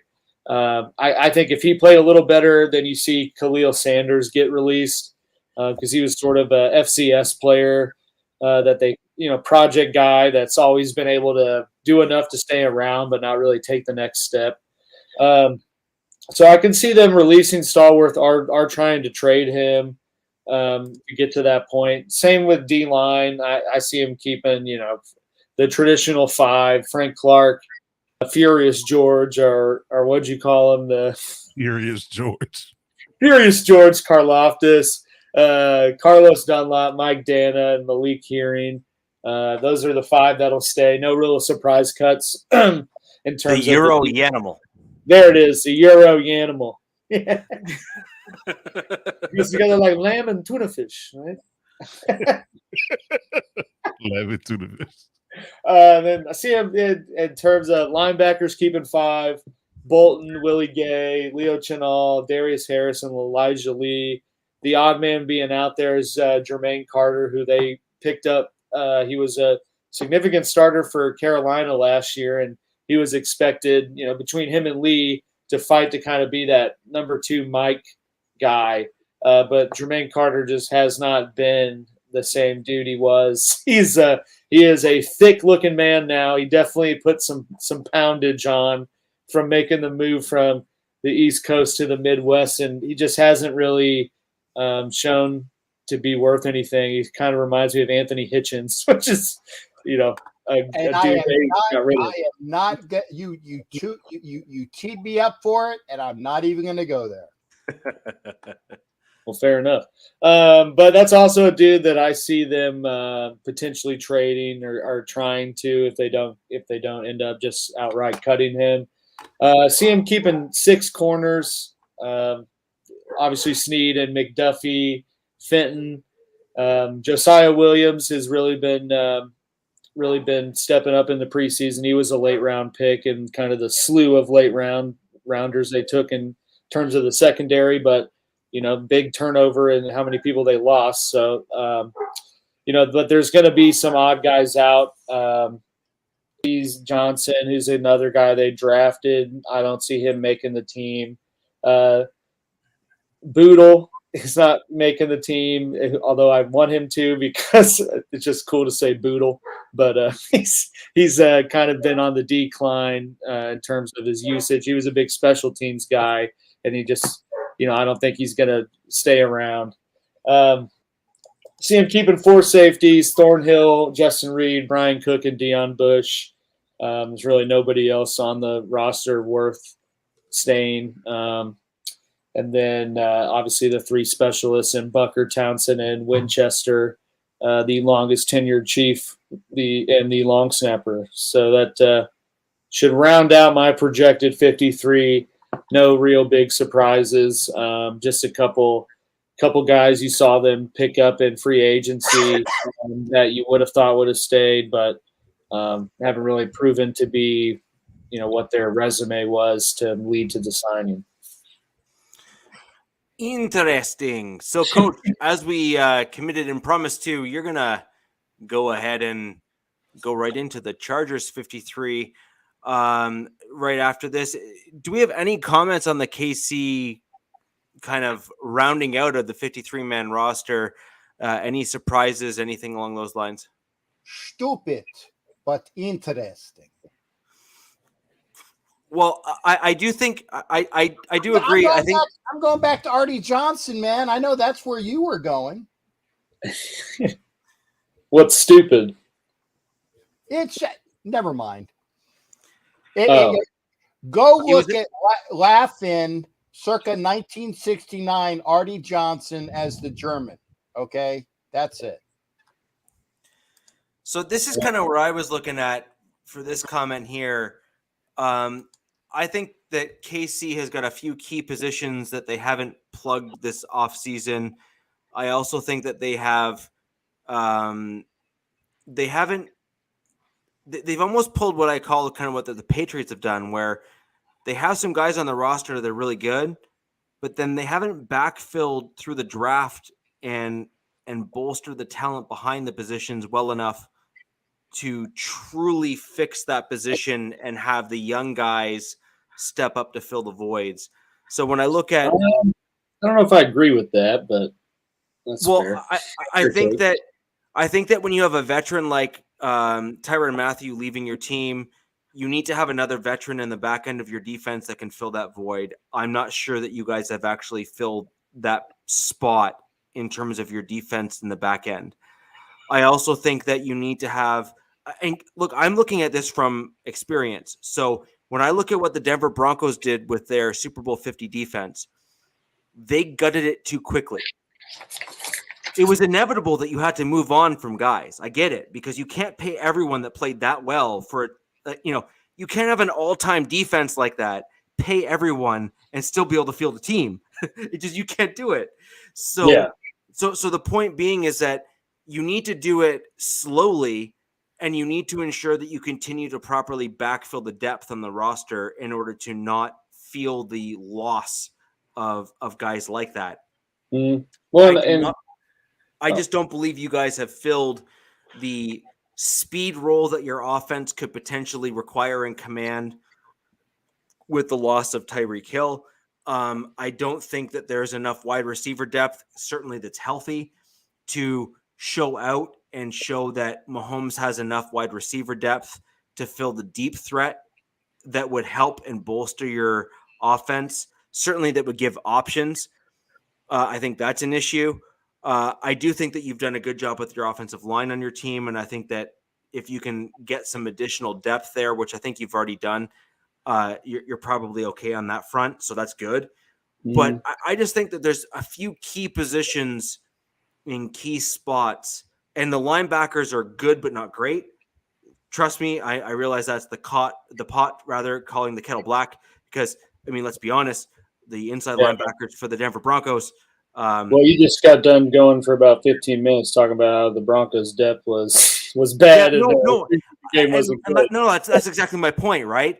Which is, I think there's a few key positions on your team that you're lacking that will cause a drop off in certain spots, in certain things over the course of the season that you'll start to notice. And I'm looking at that from the Broncos experience that I've had thus far, which is, if you don't plan it right, it can go downhill quickly, and you need to be very careful. At least you have your stable quarterback, so that's a good thing. But I think that when you start looking at other areas of your team, you just haven't backfilled it the right way, and I'm concerned that can cause a problem. Well, those are obviously concerns you've made known before, and it's, you can't replace Tyreek Hill, you can't replace Tyrann Mathieu. Those are two one-of-a-kind players in their own right. And I've said that before, but I think the biggest loss with Mathieu, at least from that perspective, is not the traits he brought to playing defense. It was the mental approach he took to responding to the offensive scheme and getting people in the right situations and sort of running the show from the back half of the defense. But he was slowly becoming more and more of a liability in coverage and playing the run. You saw Brady in the Super Bowl single-handedly attacked Tyrann Mathieu several times, and that just sort of further went into the next season. And, like I said, you can't replace the Honey Badger, but I think they signed Justin Reed, who's a similar player, and certainly has all the traits to do what Mathieu did in the KC defense. And they also, you talked about not having the depth to make up for that loss, but then you got Juan Thornhill, who's going to have a good starting role, and he's a guy they've drafted and sort of eased into the scheme and not really thrown into the forefront. And I think he's going to have a good year. So there's a lot of youth that they've either had already on the roster or used all their draft capital to sort of replenish. And I think you kind of see the KC's trying sort of a new model with how do you replenish and keep your lineup competitive while, having to lock in a Mahomes and, other younger guys for big money. And I think if if they come out of the gates successful, I think you're going to see teams start to do what KC has done and sort of decide which players you want to keep in the core and get rid of the ones that are coming up for big payouts for draft capital, and just sort of regroup every 3-4 years and hope you hit on 2 or 3 of them. But and to your point of losing the speed and stuff, that they did with passing the ball, obviously no one can beat Tyreek Hill, but they have plenty of 4-4, 4-3 guys on their, on the roster now, and guys they went and got, to not only recoup the lost speed approach of Tyreek, but also, as I've been preaching, be able to change the offensive mindset as a whole and not just run through Kelsey and Hill and let teams scheme for that. You have way more options that you've already seen Mahomes utilizing, in the preseason here, and you've seen him spread the ball out more. And I think that you're going to see a different approach taken from KC with throwing the ball. But at the same time, I don't think they've lost speed. I mean, Valdez-Scantling was the second fastest recorded player last year behind Tyreek Hill. He's, the same burner, so to speak. And a lot of people say that a lot of that speed and stuff opens up when Mahomes scrambles around and improvises. And you've also seen that gelling really well in the preseason, that they've at least worked to some degree the scramble drill of when Mahomes has to buy time. I mean, he's already had 3-4 highlight plays, sidearm runs with guys that are new to the team, and they know what he's doing and respond to it. So I think that the Chiefs have done everything they could do on paper to lose who they lost and be in the same competitive position they've been in. And I am very optimistic, confident that they are going to be as successful as they have been in the previous season. Fair enough. Coach, I want to get over to you to get the 53 for the Chargers. Okay. I'm just going to highlight things that I thought will change from my original projection from the 53 to now. Obviously, Justin Herbert, Austin Eckler, Keenan Allen, Mike Williams, all those guys are supplanted in their roles. J.C. Jackson, Sante Samuel, Michael Davis, things of that nature. So I think I'll focus on the last wide receiver spot. I had Joe Reed slated for the wide receiver 6, but I think it's going to be supplanted by Michael Bandy. He'll be the 6 wide receivers instead of Joe Reed. Michael Bandy has the ability to return kicks and be a slot receiver, a very effective slot receiver. So I think he will, his play in the preseason will allow him to make the 53 versus Joe Reed, and they'll cut ties with Joe Reed. He's actually an old regime guy. So I think the Chargers' new regime will be comfortable with letting Joe Reed go. I will also say that Storm Norton and Jerry Tillery both get cut. I think that once Trey Pipkin is likely going to be the starter at left tackle, it's going to be right tackle. So I think that he will be the day one starter, and Storm Norton will likely be the guy who'll be the, I guess you can say, the odd man out in a sense. I've already seen news reports from the Chargers coach that Pipkin has won the right tackle job. Yeah, more than likely. Yeah, I mean, I think they all but said it. I mean, we'll know when cut down day comes who really is there. But I think because Storm Norton is a holdover, from last year, and he had some struggles in camp last year and this year. So I think that they'll be comfortable with freeing up a roster spot and letting him go. I think Will Clapp stays as a reserve O-lineman. Clearly, Rashad Slater, my father, Corey Lindsey, Zion Johnson all stay. Jamari Sallier stays. I think it's just between Zach Bailey and Brendan Hymas who make the other 2 O-lineman spots. Donald Parham, Trey McKinney, tight ends. DeAndre Carter obviously is your wide receiver 4. I went back and forth about the secondary when it comes down to the defense, because Dean Leonard's having a rough camp, to say the least, and from multiple aspects. So I would like to believe if they had a better option, they might move off of him or maybe put him on a practice squad just to help him develop a little bit. But he was a 6th-round pick, so I mean he is a contract that's very light on the books in a sense. So I think that they will probably keep him around it to be that 4th, 5th, or 6th corner, him and Josiah Taylor.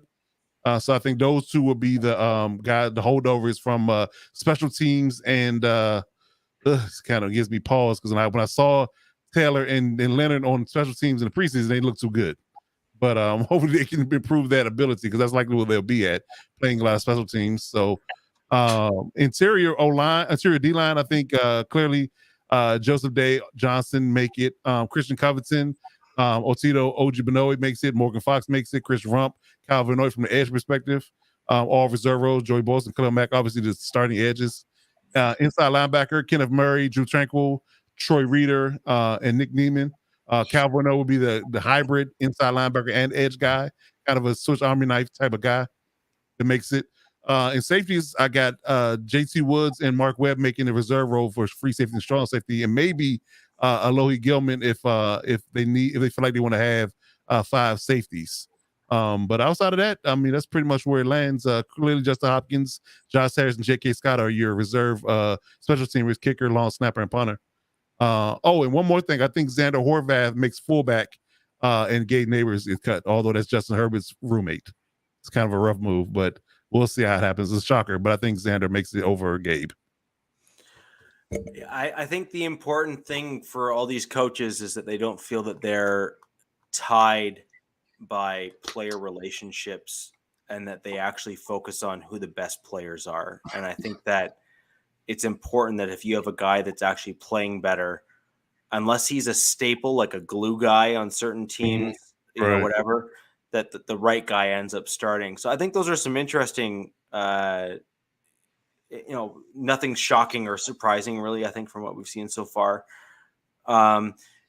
Maybe 5 safeties would be a bit of a surprise, although safeties are great for special teams. So it's not really a shocker that you potentially see 5 safeties being kept by any team. It's just a matter of whether or not you think a gunner or, whatever kind of variation thereof better fits on special teams. Because a lot of times they'll use wide receivers and those kind of things. If they're a good tackling or blocker, they'll use them on special teams as opposed to that extra safety. Sometimes safeties are used instead. So you're kind of 6 half dozen the other, depending on which option you look at. Right. And I think Staley is really big on his DBs. So I think he will likely keep more DBs than not. So I think that he'll keep the young guys around to develop them. And I think he'll keep maybe 4 to 5 safeties in order to fill out his special teams, especially if Leonard has the same woes he's had on special teams in the regular season. So if he's continued to miss tackles, then I think he'll put a safety in that spot versus having Leonard be the guy that will be covering the special teams. Awesome. So, guys, if you have any questions for Coach with regards to the roster, go ahead and leave those questions down below in the comments. Reach out to him on Twitter, and we're happy to continue the conversation even after the show. I'm going to quickly go through the Denver Broncos side. I have a similar breakdown to what Captain had for the Raiders. I have 25, 25, and 3 in terms of my roster here. Yeah, so I have 2 quarterbacks being kept. I have Wilson and Rippon being kept as the quarterbacks and Johnson being cut. I believe Rippon has looked better in preseason than Johnson. I believe that. What? I said Johnson's a journeyman. You got to respect him. I have absolutely respect for him, but the problem is that I just think that we saw Rippon look better against superior competition against the Bills, and I think if you're going to be honest with yourself as a Broncos fan, that should count for something. And in my opinion, it does. And then I think you're going to see Rippon again show out better against the Vikings, who are, again, a better team overall than anyway. So I think he's just a better quarterback. And I also believe that Broncos are looking at Rippon as a potential future coach, because I believe Rippon has the potential to be a coach.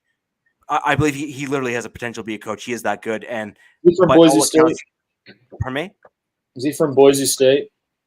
I can't remember the college he came from, but what I can tell you is that he has a family acumen with his uncle being from the NFL, from the the now Washington Commanders, and all accounts from everywhere in Broncos country is that he is just wicked smart. And those are the types of guys that are often make good coaches. Kubiak would be a great example of that. Well, I only asked if he's from Boise. Wicked smart. Could have potentially been a good quarterback, but didn't really have the physical tools to do it. Yeah, and then as a result, makes a great coach because he can coach up guys that have the better physical gifts and stuff, right? So, I think Rippon is going to be our QB2, and I think he can be a potential long-term backup for us as well, which I don't think is a bad thing either. Looking ahead for our running backs, Javonte Williams, Melvin Gordon, and Mike Boone. I don't think that should surprise anyone. I do not believe we will keep 4 running backs because I have not seen anything from the other from 4 through 5 that we have on the roster right now, unless the new guy that we just signed really shows out. I just don't see him or anyone else making the roster. I see us keeping 3. Wide receivers is where I think it gets interesting because I believe that we're going to use wide receivers more on special teams, both gunners and just kind of just gap assignments and whatnot, staying in their lanes. I just think that they have that kind of acumen. I also think that the Broncos covet run blocking wide receivers, which also bode well to transitioning over to special teams. So I actually have us keeping 7, which is rare, but I see it potentially happening. So I have Cortland Sutton, Jerry Jeudy, KJ Hamler, Montreal Washington, who has been an absolute outstanding pickup from the draft, Jalen Virgil, and Brandon Johnson. I have both of those guys making the team. Where I actually have a either or is with either Kendall Hinton or Seth Williams. So if the Broncos want to go for size, I think we keep Williams. If the Broncos want to go for kind of a cover all and can do everything, I think we go with Kendall Hinton. And I believe that that's what the Broncos are going to do. Well, and of course you always need a 4th string quarterback in Hinton. So, he's the guy that fills that role too. So, I mean, Hinton probably has the inside edge, but in my opinion, I think that Williams may well make the team just because of size and speed as a combination. With regards to tight ends, I have us keeping technically 5, although one of them is a fullback in Andrew Beck for us. I have us keeping Albert O, Eric Saubert, Greg Dulcich, Eric Tomlinson as a primarily blocking tight end, and Andrew Beck as the fullback. This is one of the challenges I have with the Broncos preseason is we didn't see anyone else in there at the fullback position as a fullback / tight end. And, you guys were all talking about how you guys saw a mix-up on your offensive line. Captain, you brought that up as well. I didn't see any mixing up at the fullback position from our tight ends to see if someone else could play that role instead of Beck. And because we didn't see that, I'm just not comfortable that the fact that we're going to see that for the Broncos. We did see Saubert play that role a little bit last year for us, but I'm just not convinced that that the Broncos have seen enough from anybody else other than Beck to keep anyone else in that tight end / fullback role to move on. For the offensive line, I have Garrett Bowles, Billy Turner, Dalton Reisner, Quinn Miners, Netane Muti, Lloyd Cushenberry. I have us keeping Wattenberg, who's been center throughout the preseason, who plays both guard and center. And then where it gets interesting for me at offensive line, this is where the coin flip happens, is I could see us either keeping Anderson on our roster or keeping Glasgow on our roster, but it's an either or scenario to keep us under the 53-man limit. Anderson is both a left and right tackle, whereas Glasgow can play all 3 interior positions across our offensive line. It simply just depends on where we think we need it more. If I were to look at the current guys that I have on the team, Anderson would be the guy that makes it, just because that would give us a third potential at both tackle, swing tackle, and even like a big guy maybe coming in for, jumbo packages or whatever the case may be. So that covers off 25 on the offensive side. For the defense, my D line, I have a whole bunch of asterisks here because I could totally see us cutting guys and bringing in cuts from other teams. Because I've just not been truly impressed with some of the depth of the D line. I don't think they've gotten the pressure. I have Draymond Jones, Wazirike, DJ Jones, Purcell all making it as basically locks for 4 of our D linemen.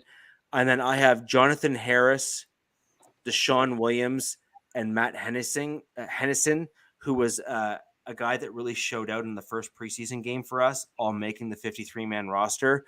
I could see either of those 3 guys not making it and us bringing in a guy from another roster cut to fill in those gaps, and those are the last 3. For inside linebacker, I have us cutting everyone except for 3 and then bringing in someone who is to be determined depending on who gets cut. So I have Josie Jewell, Jonas Griffith, Alex Singleton, and then at first we might keep Justin Stranad, but I could totally see us cutting him and bringing someone else in from a roster cut spot because I think that we'd be better suited with somebody else. But those are my I have us keeping 4 inside linebackers.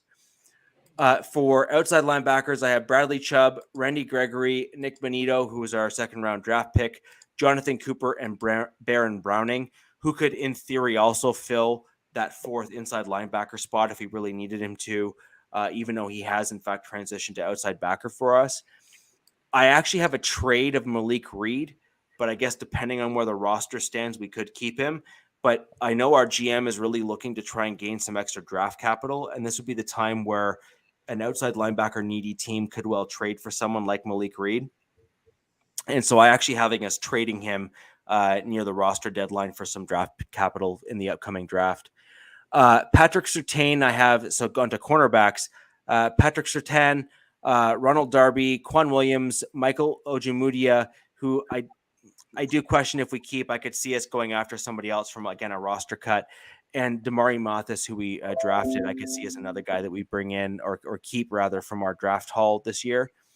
Safeties, I have us keeping 4. Again, not 5.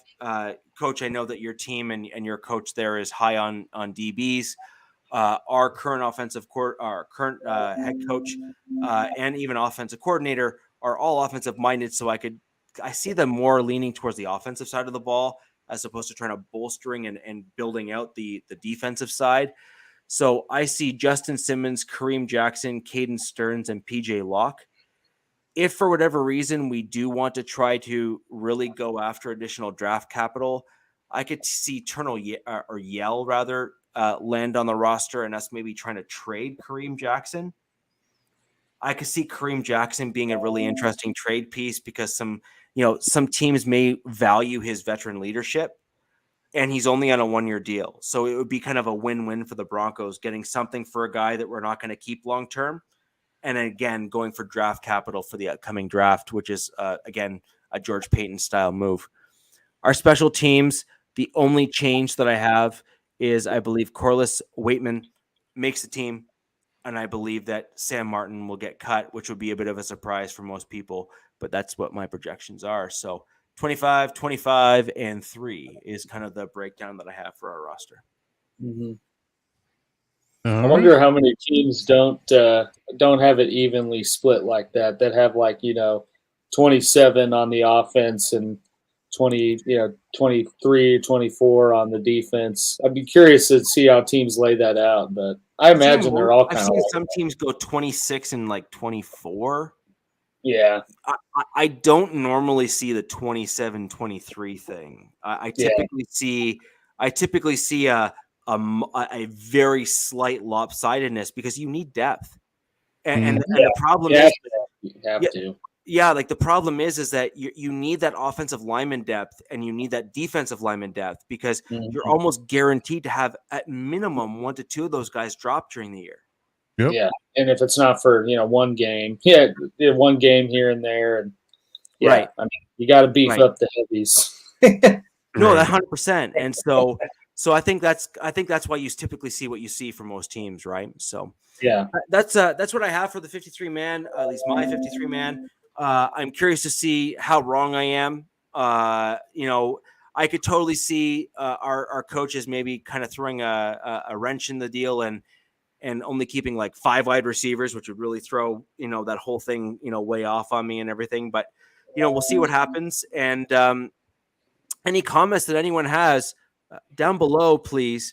And you can also reach out to us on Twitter with your other comments in terms of what you think we're wrong, you think we're right. Even guys that you thought we maybe should have made honorable mentions for.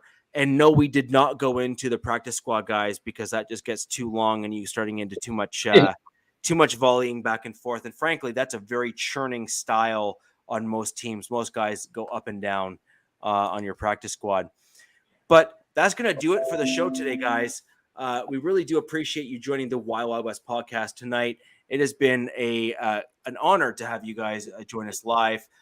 And we're going to go live next Wednesday at 7:30.